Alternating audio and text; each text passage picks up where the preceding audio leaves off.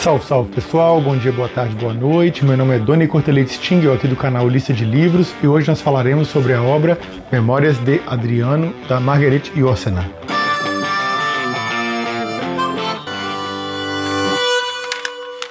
Antes da sequência, eu gostaria de pedir, se você puder e quiser, curta esse vídeo, se inscreva no canal, ative o sininho, isso é muito importante para a propagação do Lista de Livros aqui pelo YouTube. Você já deve saber, mas não deixa de fazer não.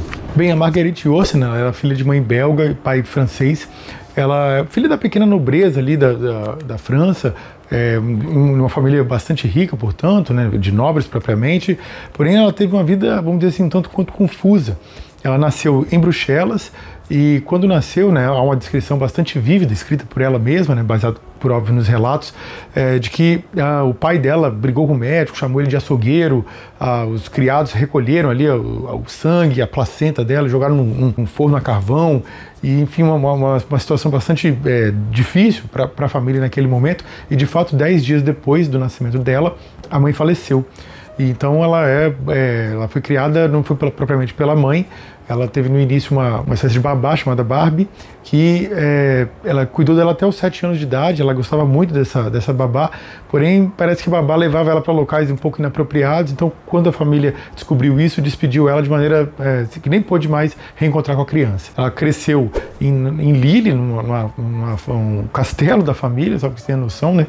E depois o pai dela acabou saindo desse local e foi para Paris. E o pai dela é interessante porque é uma família que recebeu, né, de herança uma quantidade de riquezas muito grande, mas ele dilapidava o patrimônio da família de maneira bastante acelerada.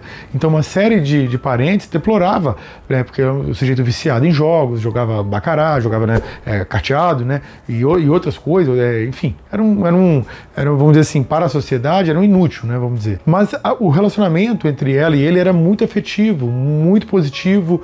O pai dela ajudava ela a ler. Ela não foi para a escola propriamente, ela teve tutores, né, isso era comum para a nobreza da época, mas assim, depois que ela começou a ler, o pai dela incentivava ela a escrever, incentivava ela a ler. Eles leram junto vários grandes autores, passando por Tolstói, Saint-Simon, Nietzsche, etc. E ela teve uma vida, vamos dizer assim, um pouco solta, porque o pai dela gostava muito de prazeres e tal, saía de casa, e ela também saía, né, tanto que o primeiro contato sexual dela, a iniciação sexual dela se dá com apenas 11 anos de idade, com outra menina. E aí depois a menina diz que, olha, eu acho que isso é errado e tal, e aí ela descreve, né, nas memórias dela que, é errado, então tá bom, ela foi e adormeceu, quer dizer, ignorou por completo o fato de aquilo, um relacionamento homossexual ser tratado como errado. E hoje, por óbvio, né, o preconceito diminuiu bastante, mas eu tô falando de uma pessoa que nasceu em 1903, né, então, portanto, esse relacionamento se deu em 1914. Um pouquinho adiante ela teve um relacionamento, agora, dessa vez com um homem, e era um primo mais velho que ela, e depois ela escreveu que ter uma iniciação precoce ajudou a ganhar tempo, ajudou a dinamizar o tempo dela. Mas o fato é que isso demonstra que foi uma educação um pouco solta, vamos dizer assim, né?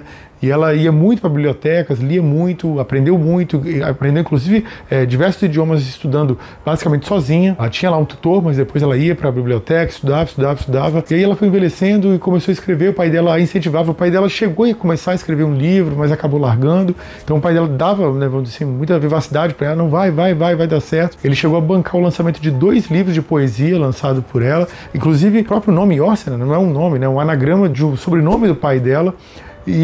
Mas quando ela estava na iminência de lançar um romance, o pai dela faleceu. E aí ela observou que não tinha tanto patrimônio mais, porque o pai de fato o havia dilapidado, mas ela ainda tinha uma herança por parte de mãe. E aí, sabendo que esse dinheiro duraria em torno de uns 10 anos ainda, se fosse bem administrado, ela vive uma vida, vamos dizer assim, de dissipação, como ela veio a alcunhar depois. De muita esbórnia, vamos dizer, de muito sexo, e ela foi vivenciando muita coisa. Então ela diz que, vamos dizer assim, depois que ela vem começar a escrever, esse período, vamos dizer assim, um pouco mais tumultuado, foi um período de aprendizado, mesmo que ela tivesse dificuldade para escrever no presente momento. Ela chegou até a começar o livro Memórias de Adriano nessa fase, mas ela acabou deixando para lá, depois voltava, deixou para lá, chegou a queimar uma parte do material que ela havia escrito. Ela, em resumo, não se sentiu preparada para dar sequência àquele livro. E no meio desse momento, que ela está nesse processo de dissipação, como ela diz, na esbórnia, né, ela uma vez estava conversando sobre uma questão literária em um bar, e aí uma outra pessoa que estava no bar, uma mulher chamada Grace Frick, ela corrigiu a Marguerite Yourcenar com uma informação, ela não é isso, deu uma informação específica, e de fato era uma intelectual também, uma pessoa estudada, que estava ali para fazer um curso, alguma coisa assim.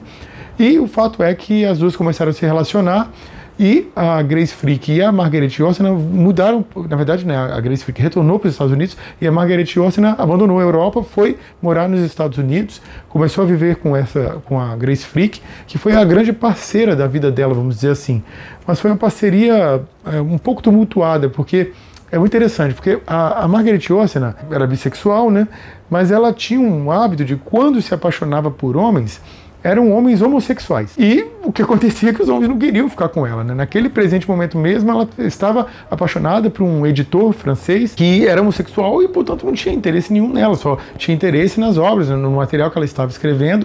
Então, quando essa Grace Frick se apresentou, ela se apresentou assim, dando, vamos dizer assim, um respaldo emocional que a própria Marguerite Yourcenar não tinha, né? Ela havia sido desprezada algumas vezes e havia ali uma pessoa que estava disponível para ela, com todo carinho, com todo afeto. Entretanto, assim, foi um relacionamento que os biógrafos apontam que foi um pouco desigual, né? A Grace Frick, ela tinha um sentimento maior pela Marguerite Yourcenar do que o inverso. E a Grace Frick foi uma espécie de escudo para a Marguerite Yourcenar, né? Nos trabalhos domésticos, ela foi uma tradutora, foi revisora das obras dela, então participava muito da vida da Marguerite Yourcenar.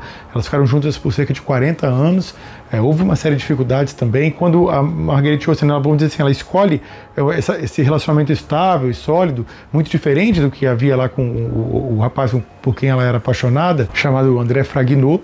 Mas o fato é, então, assim, ali ela teria uma solidez, né, um lar, vamos dizer assim, né? E foi ver nesse lar.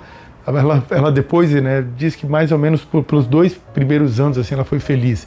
Depois foi um relacionamento, vamos dizer assim, que ela foi ficando, né, vamos dizer assim, foi mais pelo, né, sabe, vai ficando, foi ali pelo comodismo, vamos dizer. E ela parou de escrever quando se mudou, ela escrevia, né, na época na Europa, até os 30 e poucos anos e tal, mesmo que largasse, mesmo que fosse um pouco irregular a sua própria produção.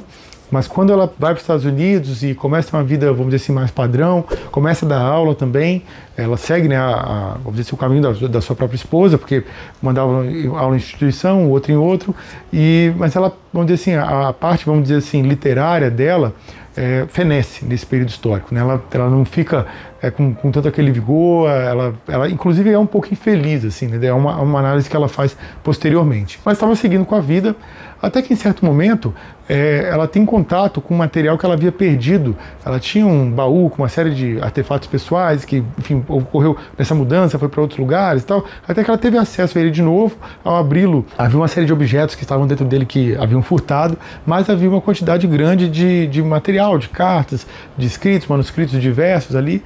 Ela estava até queimando essas cartas, até que ela reencontra, na verdade, um manuscrito que era uma biografia romanceada que ela estava escrevendo sobre o imperador Adriano. E esse escrito, como eu disse, ela tentou começar, acabou largando, voltou, largou, mas quando ela reencontrou o manuscrito que ela achava que havia perdido para sempre, muitos anos depois, ela falou que a cabeça dela explodiu, que ela teve a ideia, não, agora eu vou dar cabo desse livro aqui.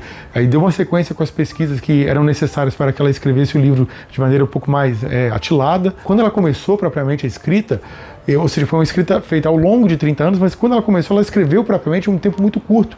Inclusive, ela descreve aqui nas notas que acompanham essa edição, notas autobiográficas, já depois, propriamente, da história ficcional, e ela disse que o ritmo febril, assim, ela disse pegando o trem, escrevia, vou para o lugar, escrevia. Ou seja, ela foi de maneira muito célere. Quando saiu uma espécie de espirro, assim, né? Ela ejaculou mesmo a história, né? Porque ficou, né, presa dentro de si por muitos e muitos anos. E esse livro fez um estupendo sucesso, Memórias de Adriano, né? Ela teve um renome mundial, foi traduzido para o inglês pela própria Grace Frick, sua própria esposa, e depois disso ela também teve sucesso com outras obras, por exemplo, a Obra em Negro, que é um outro grande romance dela. O romance também Golpe de Misericórdia chegou a fazer certo sucesso, e por conta especialmente desses 3 livros, mas mais especificamente sobre Memórias de Adriano e a Obra em Negro, ela acabou sendo eleita a primeira mulher a ocupar a Academia Francesa de Letras. Então, uma academia que tinha mais de 350 anos de história. Então isso foi um feito enorme, isso chamou muita atenção. Aí os editores quiseram quiseram, né, que lançasse os outros livros dela, traduzissem, né, os outros livros dela, que a maior parte só estava em francês, e um francês erudito, ela escrevia de maneira bem clássica, assim, né, muito coerente com a formação intelectual dela bastante sólida. Entretanto, isso é interessante, porque quando os editores foram tratar das outras obras dela, eles observaram que era uma produção irregular. Esses 3 livros que eram de fato muito bons, mas os outros ela patinava um pouco, assim, ela era nem sempre de maneira com, vamos dizer assim, tão acurada, assim, né? É uma escritora que tem altos e baixos, né? Meio senoidal, de toda maneira, especialmente a obra em negro.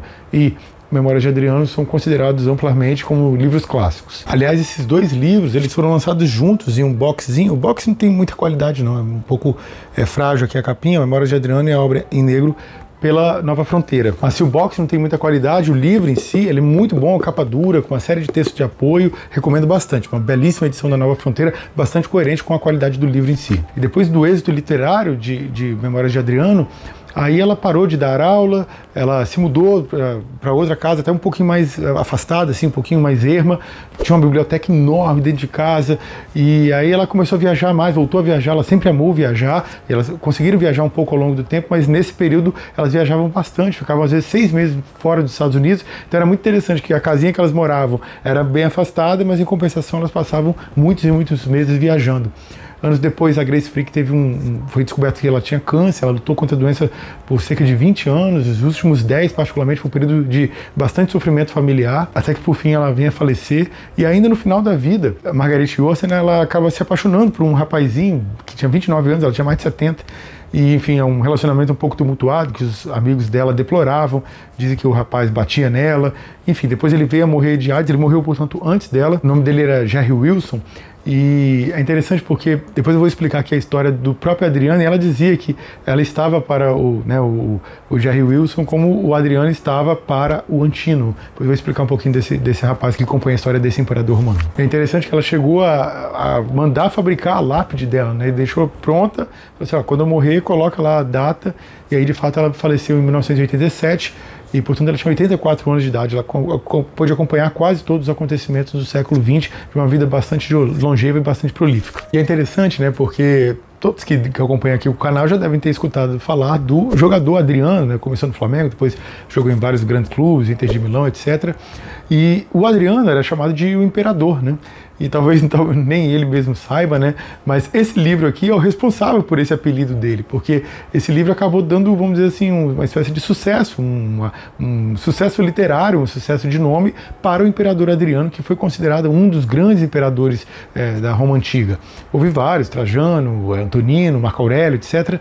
Mas o Adriano teve esse, vamos dizer, esse sucesso por causa desse livro. Quando o Adriano, né, jogador, se destacou, aí vincularam o nome do imperador a ele, por isso Adriano Imperador. E é interessante que ela, falando aqui propriamente agora da obra em si, o que, vamos dizer, a instigou a ler, né? Ela certa vez se deparou com uma frase do Flaubert que dizia um texto bem bonito, assim, bem interessante. Uma vez que os deuses não mais existiam e o Cristo não existia ainda, houve, de Cícero a Marco Aurélio, um momento único em que só existiu o homem. Mais adiante, ela diz uma frase aqui nas notas autobiográficas dela que complementa vamos dizer, essa visão de mundo. A substância, a estrutura humana não mudam absolutamente. Nada de mais estável do que a curva de um tornozelo, o lugar de um tendão ou a forma de um dedo do pé. Há, porém, épocas em que o calçado deforma menos. No século de que falo, estamos ainda muito próximos da livre verdade do pé nu. Então, quem foi o imperador Adriano, né? O imperador Adriano nasceu do que é a atual Espanha, e ele era primo do então imperador chamado Trajano, e ele foi crescendo ao longo da sua vida na corte romana, nos variados cargos, ocupando diversas posições, lutou contra os dácios e teve um desempenho bastante notável, e ele foi migrando de postos dentro de Roma, nem sempre eventualmente para os, vamos dizer assim, os maiores e melhores, né, mas em todos ele foi com muita eficiência, e ele, vamos dizer assim, ganhou o afeto da esposa do Trajano, que era chamada de Plotina. E o próprio, né, o Adriano aqui, né, é claro, né, uma biografia romanceada, né, mas ele, a Margaret Orsen, né, ou vamos dizer aqui Adriano, vou sempre falar o Adriano falando, ele diz, olha, foi um afeto de graça, assim, eu não tinha feito algo por isso, mas ela gostava muito de mim, e portanto ele passa a desenvolver também um afeto por essa senhora, ele até vem a casar com uma parente dela, a esposa dele, enfim, né, ele era homossexual, né, então não era um relacionamento muito próximo com a esposa. Ao longo do tempo eles inclusive vão se distanciando até o ponto que ela passa a desprezá-lo. O fato é que nesse momento ele está crescendo, lutando em vários postos, ele pleiteia ser o sucessor do Trajano. E por que ele seria o sucessor se não era o filho? Porque nesta época os imperadores romanos podiam passar, né, vamos dizer assim, o poder para um filho seu, ou ele podia adotar uma pessoa. Aí adotava essa pessoa e aí designava que essa pessoa seria o sucessor dele. E aí até que por fim o Trajano escolhe de fato o Adriano como sucessor. E é interessante porque o Adriano teve um desempenho notável no meio da guerra, conhecia os militares, mas ele tinha uma visão de mundo, uma cosmovisão muito distinta do seu antecessor e parente. Porque o Trajano ele queria sempre expandir o Império Romano, enquanto que o Adriano ele queria consolidar o Império Romano, transformar aqueles distintos povos que compunham o Império em efetivamente romanos, helenizá-los propriamente, né? O Adriano era um profundo admirador da antiga Grécia, né? Terra de Sócrates, de Platão, de Aristóteles, etc. Então ele queria transformar, fazer uma série de reformas administrativas que ele faz e são extremamente bem sucedidas. É claro que há uma série de polêmicas, de problemas, etc. A própria assunção ao poder, vamos dizer assim, é um momento problemático, porque o Trajano não designou ele publicamente como sucessor.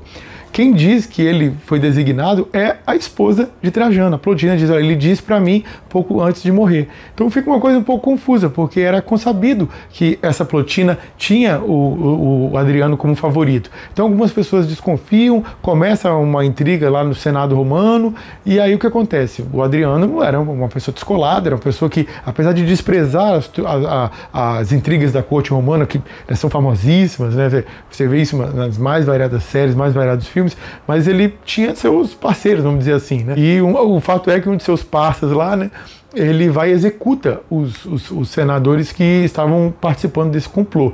Então, assim, ele elimina fisicamente todos aqueles que poderiam pleitear a vaga de imperador. Eles simplesmente são mortos. Isso vai gerar uma série de problemas para o Adriano, porque matar um senador é uma coisa muito grave mesmo. Inclusive, ele foi imperador por mais de 20 anos. Ele nasceu em 76 depois de Cristo e morreu em 138 depois de Cristo. E os últimos 21 anos da vida dele foi como imperador, mas o Senado, a despeito dos múltiplos êxitos que ele teve vamos dizer assim, uma visão um tanto quanto desconfiada do Adriano ao longo de todo o seu mandato, por conta desse assassinato que aconteceu logo de início. Mas o Adriano dizia, pode ter sido em meu favor, mas não fui eu que dei essa ordem. E puniu a pessoa que fez esses assassinatos, mas o fato é que isso acabou limpando o caminho para que ele tivesse vamos dizer assim, um mandato logo de início mais, vamos dizer assim, mais estabelecido, né? Mais legitimado, sem maiores oposições internas. E ele, ao assumir o poder, ele consegue fazer um mandato extremamente exitoso. Ele tem a ideia de não fazer tantas guerras, consolidar apenas o poder dentro do território, e consegue isso. Ele é muito exitoso. Aliás, ele é tão exitoso que ele chega no meio do mandato dele a ser endeusado pelos próprios romanos. Eu me lembro quando eu li o livro da Mary Bird, chamado SPQR, uma história da Roma Antiga. Vou deixar aqui nos cards e também os trechos selecionados. Claro, não só de Memórias de Adriano, mas de todos os livros que eu citar aqui, inclusive uma história da Roma Antiga, da Mary Bird. E ela fala que não se sabe ao certo o que era esse endeusamento que acontecia na época, se havia culto, se havia templos. Isso é um pouco controverso, mas eu acho que vivendo aqui a realidade brasileira, que é um pouco mais crédula, né? Eu acho que é igual algumas pessoas um pouco fanáticas que supõem que alguns líderes religiosos têm poder, faz isso, faz aquilo, né? Não quero nem citá-los aqui para não dar mais moral para eles, mas pega a camisa dele, com o suor dele, esfrega, aquilo vai gerar algum tipo de milagre e tal. Eu acho que deve ser uma coisa similar. Mas o fato é que os historiadores têm dificuldade para apontar exatamente o que era esse endeusamento, essa visão que eles tivessem algum tipo de poder fabuloso. Mas o Adriano foi tão exitoso que ele era considerado pelos seus pares assim, e é muito interessante a forma como a Marguerite Yourcenar descreve, porque ela vê como, vamos dizer assim, quando, né, o Adriano está escrevendo ali, ele sem querer ele evidencia o tanto que ele gosta disso, né? Mesmo sem admiti-lo de maneira, né, que está sendo cultuado, que como ele aprecia, mas vocês têm vamos dizer assim, todo o prazer que ele sente em ser tão benquisto. Então, quando o Adriano chega no final de sua vida, está ali com um pouco mais de 60 anos de idade, ele resolve fazer um relato autobiográfico do que ele fez, né? Mas esse relato ele não é aleatório, ele escreve para um personagem específico, qual seja. Nesse momento histórico, os imperadores romanos eles podiam ter filhos e passar o comando do império para o filho, mas ele podia também adotar uma pessoa. Então o Trajano adotou o Adriano, e o Adriano resolve fazer o seguinte, ele resolve adotar um sujeito chamado Antonino e já designa por si quem será o sucessor do Antonino, quem será o seu neto postiço, vamos dizer assim, né? Então o Antonino adota outro personagem, esse muito famoso também, chamado Marco Aurélio. E por que o Marco Aurélio é famoso até os dias de hoje? Porque o Marco Aurélio escrevia, né? Ele escreveu um livro chamado Meditações, você consegue acessar facilmente aí, né, vendido até os dias de hoje. Muito curioso, né, ter acesso àquilo que o imperador romano propriamente escreveu, um livro dele. Eu vou deixar os trechos selecionados também desse livro aqui no box de informações. E aliás, para fazer uma parte aqui, o Bertrand Russell, no belo livro História da Filosofia Ocidental, ele faz uma análise, eu acho, muito atilada, assim, muito precisa. Ele fala o seguinte, que se ao invés do imperador Constantino, quem tivesse se convertido ao cristianismo fosse Marco Aurélio, a história do cristianismo ela seria muito mais feliz, e é uma análise mas muito precisa mesmo. Mas voltando, o fato é que o Adriano resolve escrever, portanto, uma espécie de autobiografia, mas vamos dizer assim, uma autobiografia em que ele vai fazer uma análise sobre os mais variados campos e também tentar, de certa maneira, passar o caminho das pedras para o Marco Aurélio, para que o mandato dele fosse mais fácil. Então ele vai tratar dos mais variados assuntos. Já no auge da sua maturidade, ele vai falar muito sobre o tempo, sobre o passar do tempo, o evolver, aquilo que as consequências disso, né, para a sua vida. Aliás, ele analisa muito sobre a vida, fala muito sobre a morte, ele fala sobre o corpo, fala sobre doenças, fala sobre o amor propriamente, e os amores, né, reiterando que ele tinha apreço maior, era por homens, né, ele se casou, foi um casamento de fachada, mas fala também sobre alimentação, sobre filosofias, sobre caçadas, sobre o sono, fala sobre a juventude, sobre a aprendizagem, fala sobre o seu próprio crescimento, a forma como ele foi angariando poder, o que ele fez em tal ação, em cada cargo que ele ocupou propriamente. Ele vai falando sobre um pouco das aleatoriedades na vida, né? Por exemplo, o fato da Plotina ter um apreço específico por ele. Ele vai tratando assim de todos esses assuntos, e muitos mais, aliás. O poder que ele foi ganhando, as vitórias militares, a sua relação com o seu antecessor, que era o Trajano. Você vê que uma relação assim, um pouco de baixo para cima demais, né? Então, ele que nesse momento histórico tem tanto poder, né? Naquele outro momento histórico era o Trajano que tinha muito poder, e ele ficava ali meio que na expectativa de ser o escolhido ou não ser, que ele vai deslindando, né, as razões, os motivos que acabaram fazendo com que ele fosse o escolhido. Ele fala das intrigas da corte, apesar que no livro todo ele tem um profundo desprezo, né, por elas, enfim, né? Ele tenta explicar mais ou menos a sua forma de administração, que ele considera, por óbvio, justa, racional, reflexiva, né? Ele era um helenista, né? Tinha um profundo apreço, né, pelo conhecimento dos helenos, então ele tenta mais ou menos replicar aquilo na administração, promulga uma série de reformas, sempre tentando dinamizar, catalisar o poder romano, mas com esse intuito menos belicoso, um intuito mais racional. E assim, a sabedoria com que ele faz essas análises, ela é impressionante. Assim, de fato, raríssimos livros você vai conseguir criar um personagem que seja efetivamente um sábio. Você vai querer, olha, esse personagem é sábio, mas para que o personagem seja sábio, o escritor tem que ser um sábio. E é algo que a Marguerite Yourcenar consegue de maneira assim, emblemática. Ela consegue escrever um livro de um sábio. Isso é muito difícil, é muito raro. Nós vamos, ao contrário, observar os mais variados fracassos ao longo da história de personagens que tentaram fazer em filmes ou em livros, personagens que eram ora eruditos, ora inteligentes, etc. Só para dar um exemplo assim mais contemporâneo, né? Pouquinho tempo atrás saiu uma série chamada Os Anéis do Poder, baseada lá do Senhor dos Anéis. Então a personagem principal da série é a Galadriel.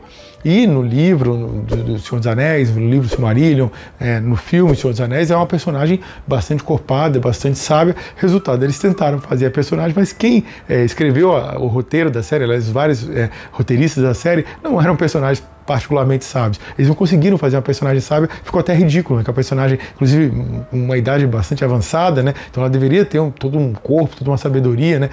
Já bem diz a frase, né? Que o diabo não é o diabo por ser sábio, mas sim por ser velho, né? Ou seja, porque com o passar do tempo, com o envolver do tempo, você vai acumulando muito conhecimento. E a personagem não entrega isso, né? Muito ao contrário, mas muito ao contrário mesmo. Uma série muito inferior ao filme, né? Em todos os aspectos possíveis, sendo que custou mais do que o próprio filme, e a versão estendida dos filmes somados dá um tempo maior de duração do que teve a série. Então, assim, um desperdício brutal de dinheiro, um fracasso total, e é o inverso, assim, do que a Marguerite Yourcenar faz aqui. Porque a Marguerite Yourcenar tentou construir, edificar um personagem sábio e conseguiu fazê-lo. Realmente chega a ser assim impressionante. Eu acho que um livro que me lembrou assim, de tanta sabedoria, de tanto conhecimento, talvez tenha sido um livro belíssimo, aliás, o Danúbio, do Claudio Magris, mas esse é um livro de não ficção. O Claudio Magris ele vai fazer uma viagem lá em torno do rio Danúbio, ao longo da Europa, e sabe, as análises dele são tão meticulosas, tão pormenorizadas, que me lembram demais assim a forma como a Marguerite Yourcenar, né, descreve aqui o Adriano se descrevendo. E é interessante assim que os feitos, né, ecoam na eternidade, né, porque o Adriano, ele tentou fazer um mandato, né, em relativa paz. Ele não queria conflitos internos dentro do seu próprio território e tal. Quando precisava guerrear, ele guerreava também, mas não era, vamos dizer assim, o seu intuito primacial. Entretanto, quando ele vai tentando fazer esse processo de helenização lá da Judéia, os judeus, em certo momento, se revoltam, atacam as guarnições romanas de maneira até covarde, assim ele vai descrever. Eles não estavam esperando, não estavam tendo nenhum tipo de conflito aberto, não estava acontecendo nada, vamos dizer assim, né? Só tinha um domínio ali político romano.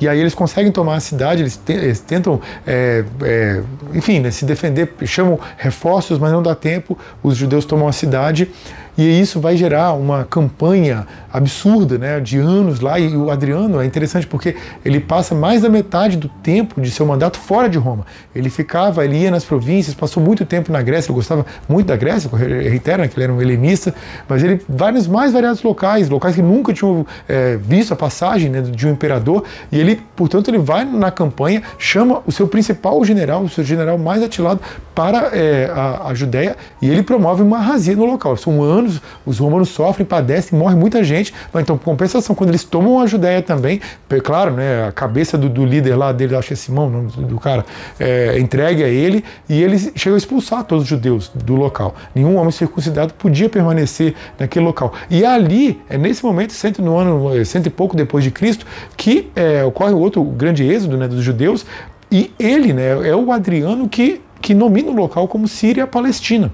Então o nome do local até hoje é Palestina, que nesse momento, enquanto eu gravo esse vídeo, está ocorrendo uma das mais brutais versões do neocolonialismo moderno, né? A gente já estuda isso, né? O colonialismo que ocorreu aqui nas Américas, no nosso próprio território, o colonialismo que aconteceu na África, mas assim, a gente está vendo agora Israel promovendo uma razia, uma brutal razia, um genocídio aberto contra o povo palestino, e a Palestina foi fundada propriamente pelo Adriano. Agora, naturalmente, o livro não tem só virtudes, né? Há um ponto fraco, que aliás esse ponto é bem fraco mesmo, né?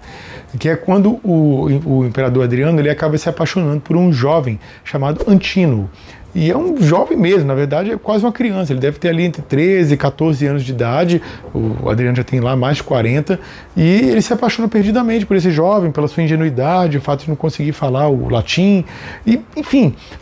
Mas o que acontece? Nesse momento, o Adriano já era super considerado, já era meio que endeusado já pelo povo romano. Então, o relacionamento estabelecido entre os dois, tanto pela diferença de idade quanto pela diferença de poder, ele é muito assimétrico, né?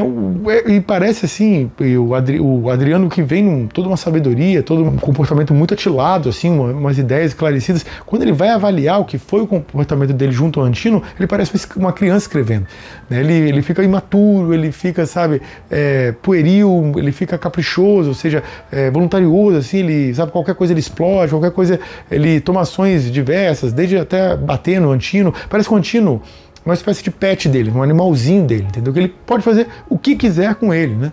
Ele vai ficando, vai passando os anos, ele vai ficando um pouco mais maduro e tal, mas ele sempre mantém essa posição muito assimétrica. É um domínio muito grande, muito opressivo até. Você percebe que o Antino é um brinquedo dele. E vindo de um personagem que era tão sábio, eu acho assim, sei lá, é decepcionante, né? Você vê de fato o livro caindo junto com a perda de acurácia do próprio Adriano. Talvez a autora tenha feito isso, né? Eu até acredito que sim, tenha feito isso de maneira intencional, mostrar que quando tá apaixonado todo mundo fica meio bobo, né? E o Adriano fica muito bobo mesmo e, sei lá, e acaba, enfim, tudo acaba de maneira um tanto quanto trágica e parece que empurrado por essa, vamos dizer assim, maturidade emocional, uma coisa meio adolescente assim que ele se comporta, né? Inclusive depois ele chegou a fundar um culto ao Antino, né? Depois dos acontecimentos que acontece com o Antino, ele faz um culto a ele, né? Funda uma cidade chamada Antinoé. Aliás, essa cidade ela foi ocupada por muitos anos, por milhares de anos. Eu estou falando de acontecimentos, né? O Adriano faleceu em 138 depois de Cristo. Então, até o século X viviam pessoas nessa cidade.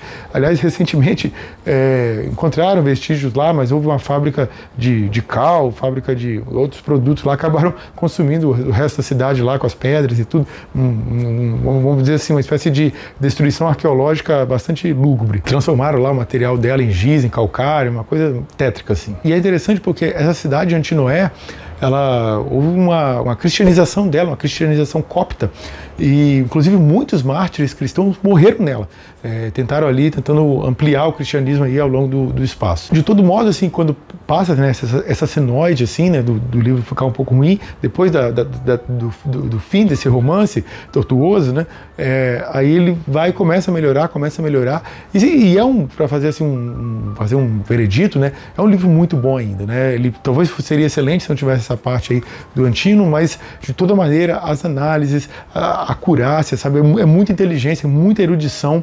E eu até reclamei aqui no canal em outros vídeos, por exemplo, no livro sobre o vídeo Leopardo, vou deixar aqui nos cards e no box de informações também. Era um livro que era atilado, era inteligente, também erudito, mas era um livro muito lento, sabe, aquele um pouco arrastado, e eu dizia, olha, talvez algumas pessoas não gostem desse livro, porque é um livro meio paquidérmico, né? E por outro lado, quando eu fui analisar outro livro, que foi da trilogia Fundação de Isaac Asimov, eu destacava que ele era o inverso, né? Era um livro dinâmico, rápido, célere, você devorava as páginas, mas ele não era erudito, né? Não tinha aquele ruminar, não tinha aquela análise mais aprofundada, e o Memórias de Adriano, ele consegue ser essa síntese, sabe, esse meio termo. É um livro atilado, é um livro com extrema acurácia e é um livro fluido, fácil de ler, você rapidamente vai devorando as páginas e, portanto, é um livro que eu recomendo vivamente. E, claro, né, se você chegou até aqui, eu gostaria de pedir novamente, não deixa de curtir, se inscrever aqui no canal, apertar o sininho, isso ajuda pra caramba a gente. Eu gostaria de saber de você se você conhece o livro Memórias de Adriano, conhece outro livro da Margarete Yourcenar, se você concordou aqui com o meu veredito, comenta à vontade aqui embaixo. É isso, um forte abraço, um beijo no coração e até a próxima. Tchau, valeu!